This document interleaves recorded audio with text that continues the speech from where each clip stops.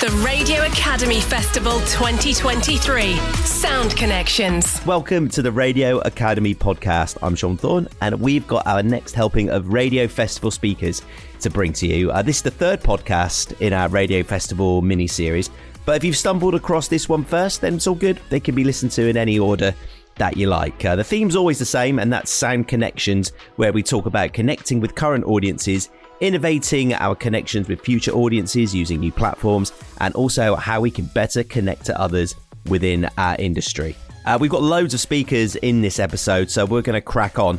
This is from the 50 Years of Commercial Radio session, and Edward Adoo is in our delightful makeshift podcast garden that we fashioned in the Royal College of Physicians, and joining him on the garden bench, surrounded by colourful foliage, is Ralph Bernard and Pete Snodden. It's Edward Adoo. I'm here with Pete Snodden and Ralph Bernard. Guys, how you doing? Good, thank you. Yeah. We're talking about 50 years of commercial radio. This is a difficult moment. I think I'm going to come to you, Ralph, first, because, you know, Pete said he's been doing it for 23 years. I think he only started yesterday, so I'm going to come to you first. What would you say is your highlight of commercial radio so far? Oh, there's so many, but I mean, looking at the number of people that are listening to commercial radio today as compared to just even 5-6 years ago is still fantastic. That's a highlight. But from me personally, my own highlights would be getting behind the launch of Classic FM and getting that applications into the Radio Authority with seconds to spare. Literally seconds. Well, maybe minutes, but it was a really close thing. It was not just for my company, but for the industry as a whole. It was the first national commercial radio station. It established commercial radio's credibility with the advertisers, that we were not just pop and prattle, as Lord Annan said in his famous report. We were a serious medium that could produce stations as diverse as Kiss FM and Classic FM. Pete, your moment. Yeah, so being a dreamer and dreaming of being on commercial radio, getting a gig was the ultimate. Staying on it, I'm still doing that. So that's my own personal. 23 years? 23 years. Does it seem like 23 years? It really doesn't. I'm still bluffing my way. I will say this.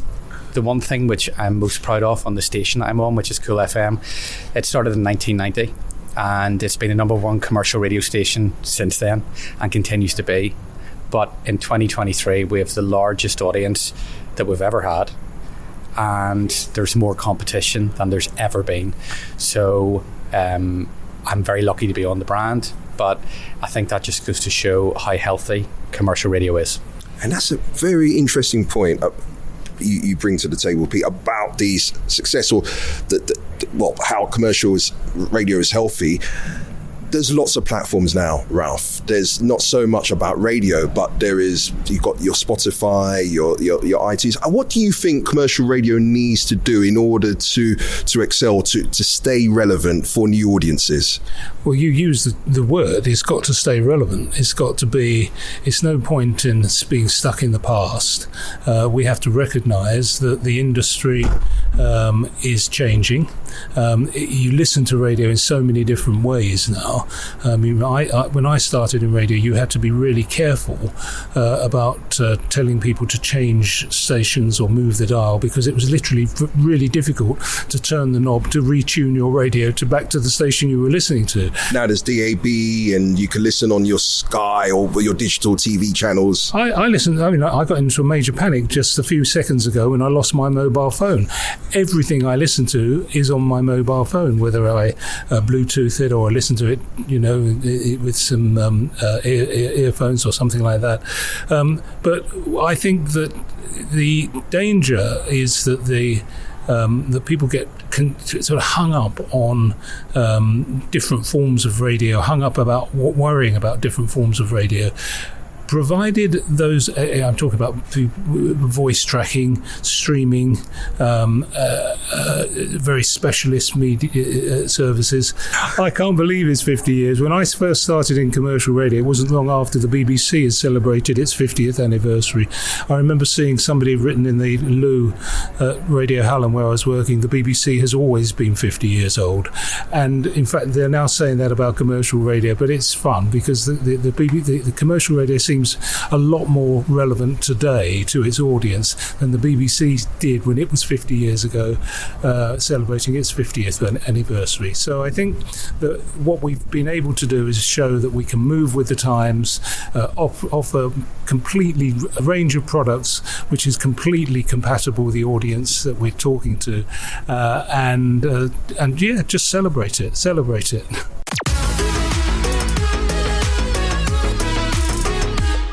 Big thanks to Ralph and Pete for chatting to us on the podcast. We are now taking a trip from the podcast garden to the Treasures Room, which is also an actual thing at the Royal College of Physicians. You can't have a Treasures Room without a big wooden throne, and on the big wooden throne, chatting to Simon Lederman, is Stephanie Hirst. I'm just still laughing from the last session I've been in, which was Milo and Rosie from Pulse One, and we're joined now by radio legend Stephanie Hirst. So that's everything in the way. I've done everything now. You were hosting this last session, which was all about local audiences and the importance of local, but not just that, the success of local.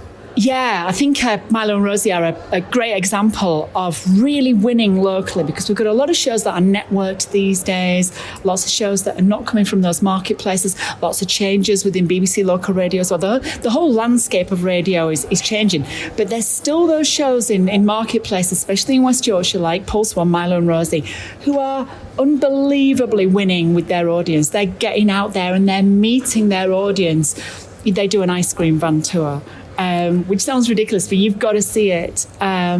And they do a game of cones. Game of cones. Yeah. Game of cones, where basically they will fill a cone with some ice cream, but inside that it could have tomato ketchup, it could have curry sauce, it could be something. So they try and put a funny spin on it. Then they do the old knock a door run idea, which we used to do when we were kids, knocking on a neighbour's door and running off. But they do that with tellies, not nicking people's tellies. They will turn up with a brand new TV in their hands, and you've got 30 seconds to answer the door. If you open it within those 30 seconds, you win the TV. They've got it sponsored, so there's a revenue stream coming in. Obviously, it's commercial radio. And their content is memorable. And the proof of what you must have, I mean, you know them anyway, but you're seeing there that from their own tales, they understand the audience they're targeting. They get it. And I think their audience understand them as well. It's very much a two-way street. I think if you're first starting a breakfast show in those first early fledgling days, you've got to share a lot about yourself. And I think once the listener hears you do that, they feel comfortable in sharing stories about themselves, things they probably wouldn't even tell their friends. You can get them to tell you on the radio sometimes. And I know I've done it firsthand. So what they've got is something really, really, really special. And that's why they're a double gold ARIA award-winning show. They won it in 2018 when they were in with everyone else in the UK. So they were up against Zoe Ball, Chris Evans, Nick Grimshaw at the time when he was on Radio 1. And this year they've won Best Local Show 2023, which I'm so proud of them. And having known them for many years, I've known Danny Milo since he was 15 and Rose since she was about 18. It's just a joy to see them shine. It's wonderful. And the interesting thing is there is a great debate, and I'm sure people are having it here as we speak, about linear and whether everything has to be pushed onto digital. But these guys are demonstration and proof that linear is alive, because people, they email them after the program, but they come and see them during the live show. Yeah, the audience are there. They want to meet them. They want to get to know. They want to see them in the flesh, because if you listen to someone every single day on the radio, you invest in that show. And how many times, Simon, have when you've been listening to a show and you may have never met that presenter, but that presenter becomes your friend because you let them into your lives daily. And I think that's what Milo and Rosie have done with their audience. They've just got this relationship. But you talk about there's this big digital first thing and all sorts of stuff like that. But that's where they shine with their socials as well, their social media videos that they do with stuff going out, or whether it's a story that someone's got in touch with on the show, they'll turn that into a social. Because when I did breakfast for 15 years, And I always talked about the 24-hour breakfast show. You know, we might be on 6 till 10, but what about 10 till 6 the next morning? We've got to be filling that audience. We've got to be inside the audience's head, or we've got to be filling the socials with something. And when I was doing breakfast, you know, Facebook, I came off breakfast in 2014, so nearly 10 years ago, but I'd been on since the year 2000. But I was there during that explosion of social media. 2007, Facebook arrived. So, you know, you've got that big explosion, but it's using that as a tool, but not letting it override the overall thing, which is communicating with your audience. And just briefly, events like this where the whole radio industry gets together, how does it feel for you? Why is that still important? Oh, do you know what? Today I walked in here in the Royal College of Physicians in Regent's Park, and I stood in the front of the foyer just collecting my lanyard and my badge, and I must have seen about 20 or 30 people I know or worked with over the years, and it's just wonderful that the industry can get together and the industry can go in a session like they've just been in with Milo and Rosie, and they may have they're not from West Yorkshire, they won't have come across that show, but they've gone away with a smile on their face, they've gone away with a story about dog's ashes that they'll be able to tell their friends. And if you want to find that story about dog's ashes, check out Milo and Rosie's Insta or Facebook or whatever, because that story will be on there. And it really is worth it. Stephanie Hirst from Bauer Hits Radio, great to meet you. Thank you for doing this. Wonderful to see you. Have a great day. Thank you to Stephanie, and our next stop is with Imogen Brewer, who was chatting to the speakers from the Connections Chamber. I feel like it's a rule that all of these conversation locations have had to have wildly extra names. There were probably rooms that were more suitable to have these chats in, but I was like, nah, meeting room A is not really quite fabulous enough, is it? Off to the Treasures Room, off to the Connections Chamber we go, everybody. And Imogen Brewer is in the Connections Chamber chatting about entrepreneurship in audio.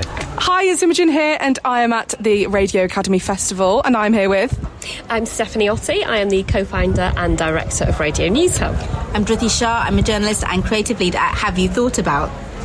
I'm Camilla Bike. I'm the co-founder of Podium.me, the voices of the under-25s. So let's get straight into it. Your topic today, why was that great? Why is your topic great for current audiences?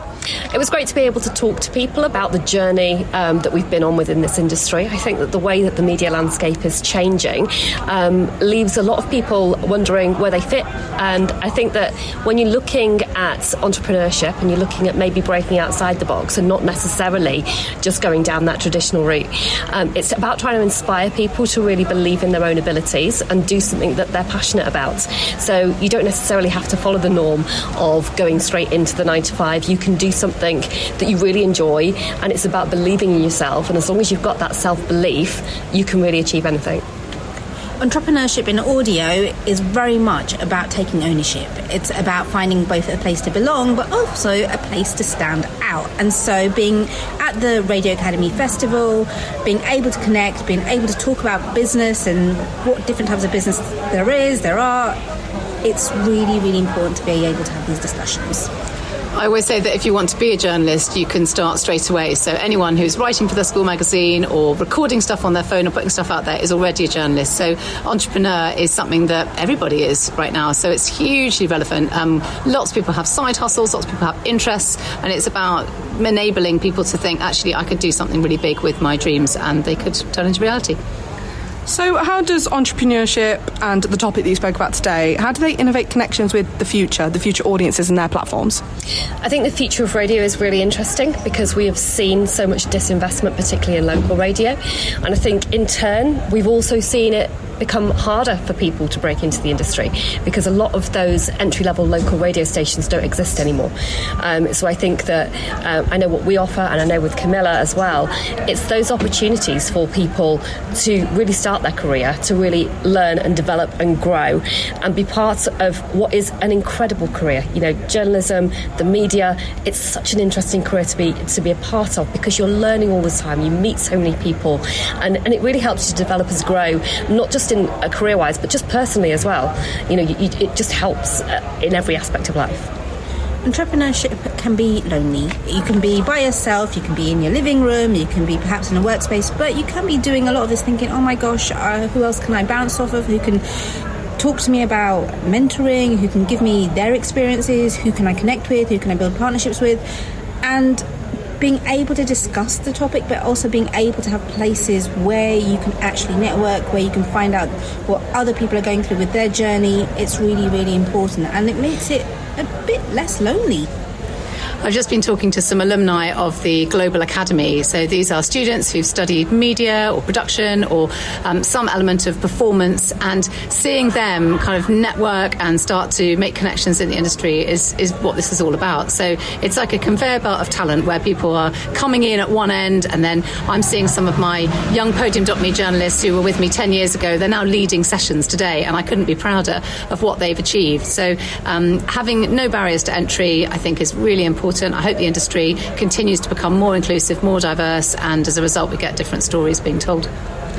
And finally, we're at the Radio Festival today. Why is it important to come here and make connections at events like this?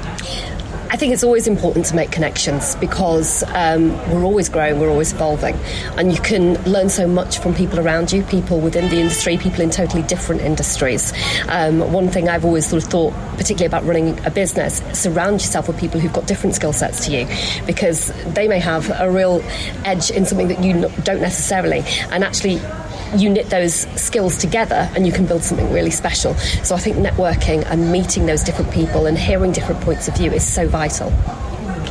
The word ecosystem was mentioned during the festival, and that's exactly what it is. At the end of the day, you are part of the ecosystem.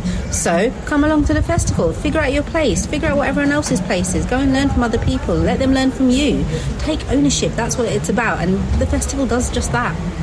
Yeah, it's really inspiring. We were talking about nerves and whether you have nerves or not, and I said I gave up nerves for Lent and never picked them up again. I think, we can encourage each other, especially if we've been in this business for a bit longer than other people. We can say, actually, you don't have to do that. That's not a compulsory part of this job, or, you can do it your way. You can be an individual, and I think that is absolutely vital. And, it's just exciting to see where everything is going, and, the new leadership, everything about the festival, it's always moving. It's like anything else. It has a life of its own. So I think, it's exciting to be here, and I'm grateful that we were allowed to do a panel discussion.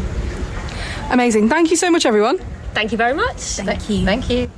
The Radio Academy Festival 2023. Sound Connections. Right, so we're doing a bit of a loop now of the fabulous locations, and we're going back to the podcast garden, where Edward Adoo was speaking to BBC Radio Wales's Carolyn Hit.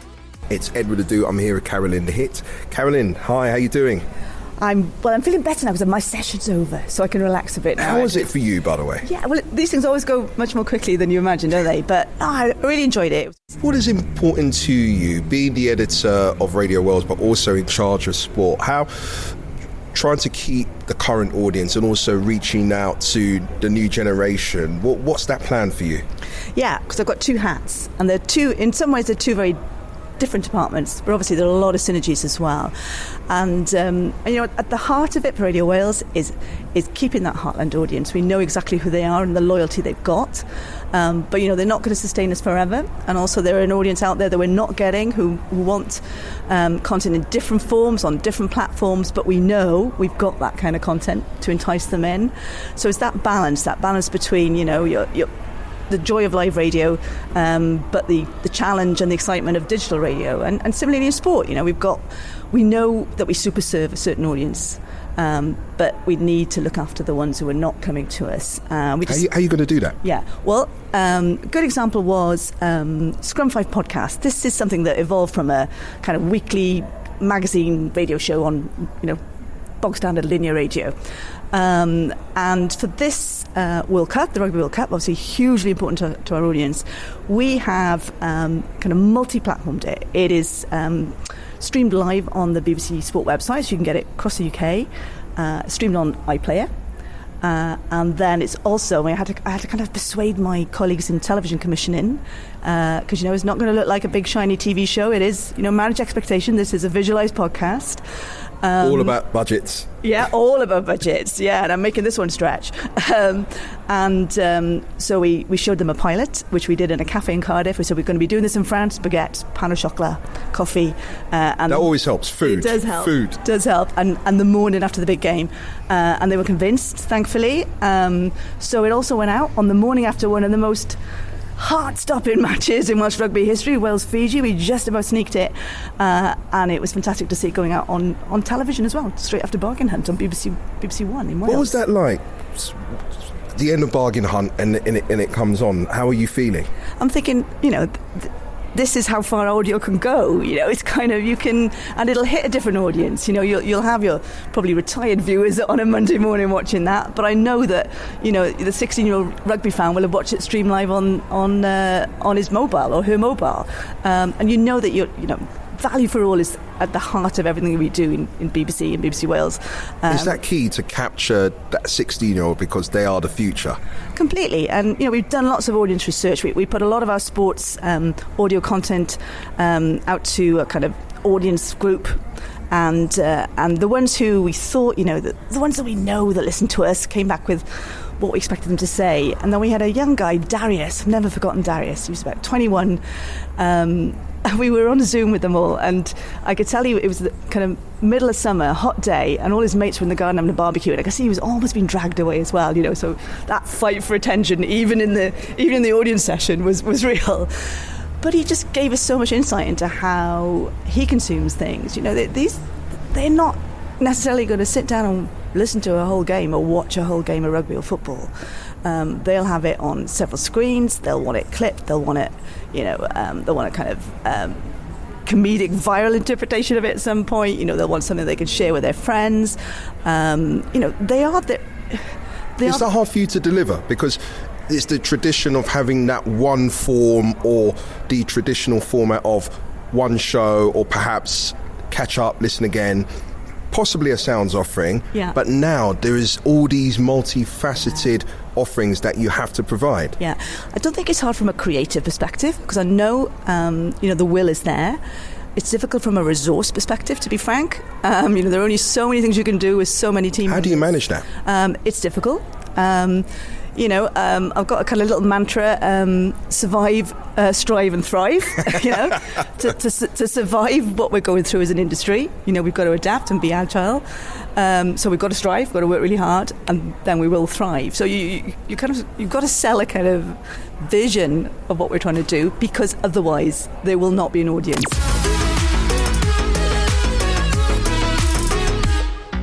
Yeah, we're really on the tour now. We're really on the tour. We've got one last stop for you, and it's back to the Treasures Room for our final interview of the episode, saving the best to last. I mean, no bias, but it's my good, fun kids pal, the excellent Adam Stoner, who's going to be talking about beaming radio shows into space with Simon Lederman.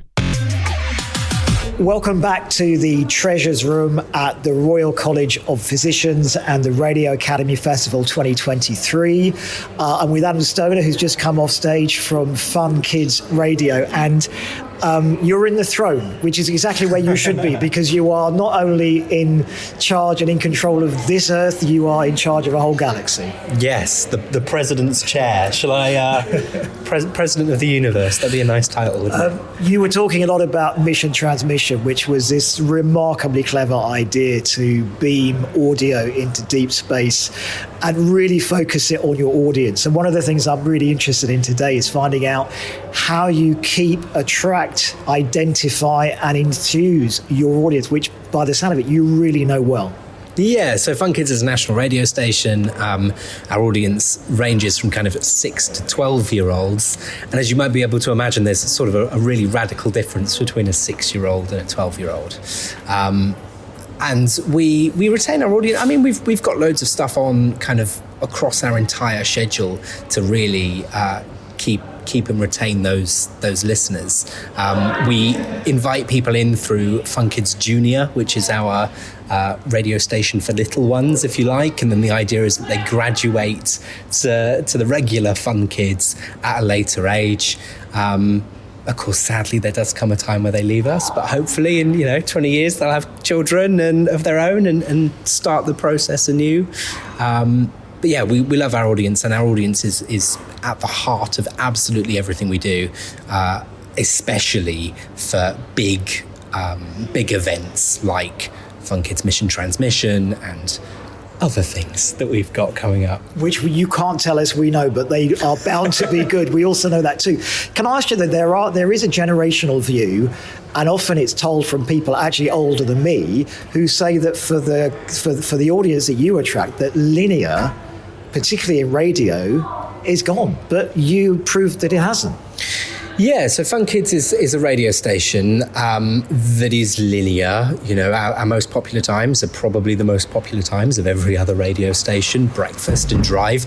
Admittedly, drive is slightly earlier for us. It's probably not, 5, 6 p.m. And they tend not to drive. And they tend not to drive, yes. Maybe passenger time is probably the better name. But Fun Kids also is non-linear as well. We've got a very successful podcast network. We're Europe's largest, biggest provider of children's podcast content. There is a lot of non-linear listening, but we found our success comes from being in the places that kids are. A lot of our listening is from smart speakers. A lot of our listening comes from mobile apps. And then, obviously the DAB radio station as well. Can you get those recordings of kids going, "Play Fun Kids"? That must be fascinating. If you could only hear that, as I could see a program with that. In terms of the future, there is this idea that actually there are going to be even more distractions that are going to go the way of for all of us, particularly people who are younger. Do you think you've got a battle ahead? I don't think we've got a battle ahead. No, I think we are. We're an incredibly small team. I can count on my two hands the number of full-time employees that are at Fun Kids. We're a very small team. We're very deft. We're very agile. Because we are at the forefront, I would say, of what our audience are doing, we tend to move with them. And actually, dare I say it, we might be a step ahead of them. We might be able to kind of help encourage them to do certain things, like, say, Alexa, play Fun Kids over and over and over again. And just lastly, you were at an event today. There are huge numbers of people from the radio industry. Why is that important for you to be here? It's just great to meet your colleagues. It's great to meet, other people in the industry, to connect with them, to understand what the industry is doing, to understand where the industry is going. And it's just good fun. It's good fun. It's great to get ideas from other people for your own things, and to understand, where the whole ship is heading, if you like. Adam Stoner from Fun Kids, thanks so much. Thank you very much.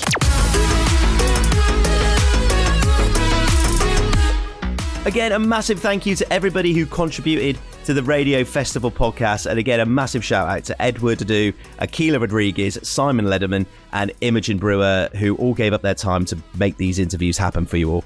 And they were proper lovely and amazing too. So, which is always a bonus when working on a project like this. Plus, if you haven't already, go and check out the 2 previous episodes, bringing you more wisdom from the speakers of this year's Radio Festival. I've been Sean Thorne. See you next time. Bye.